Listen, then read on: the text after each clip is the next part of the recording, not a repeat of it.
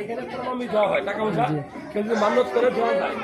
এই গাছে দেখেন অসংখ্য ফিতা, এই গাছে অসংখ্য ফিতা, প্রত্যেকটা গাছে দেখেন অসংখ্য ফিতা টাঙানো আছে, ঠিক আছে? অর্থাৎ এগুলা কোনো মানুষ, আমার মতো আপনার মতো কোনো মানুষ এখানে বেঁধে গেছে মনের বাসনা পূরণ করার জন্য। দেখেন এই হলো ঘটনা। পূর্ণ হয়? হ্যাঁ, পূর্ণ হয় নাকি? জি, পূর্ণ। অর্থাৎ মানুষের বিশ্বাসে মিলাই মুক্তি, ঠিক আছে? যেমন ডাক্তারের কাছে যখন মানুষ যায় বিশ্বাস করে যায়, অনেকে অনেক বড় বড় ডিগ্রি ডাক্তারের কাছে যায়, অনেকে ছোট ছোট ডাক্তারের কাছে যায়, গিয়ে সুস্থ হয়। সুস্থতা আল্লাহর দান।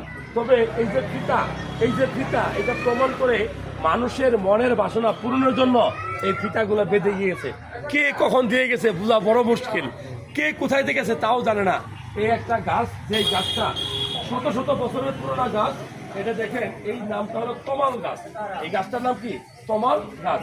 এই গাছটা বিভিন্ন জায়গায় পড়ে দেখেন ডাল থেকেও আবার গাছ জন্মগ্রহণ করছে।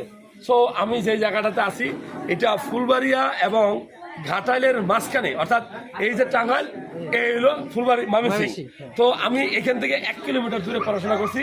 এটা আমাদেরই অঞ্চল, আমরা ঘাটাইল ফুলবাড়িয়া আসলে এই জায়গাটাকে নিজের মনে করি। তো এই ভিডিওটা যারা দেখলেন, এই গাছটা যারা দেখলেন, এত বছরের পুরোনো একটা গাছ, ওই গাছটা দেখারও সৌভাগ্য কিন্তু সবার হয় না। এটা দেখতে কিন্তু ইন্ডিয়া থেকে অনেক মানুষ এখানে আসে না দাদা? আসে, ইন্ডিয়া থেকে আসে। সো আপনি যদি এই অঞ্চলে মানুষ হন, এই জায়গাটা ঘুরে যাবেন, এই স্মৃতিগুলো দেখে যাবেন, ভালো লাগলে শেয়ার করবেন। আল্লাহ হাফিজ।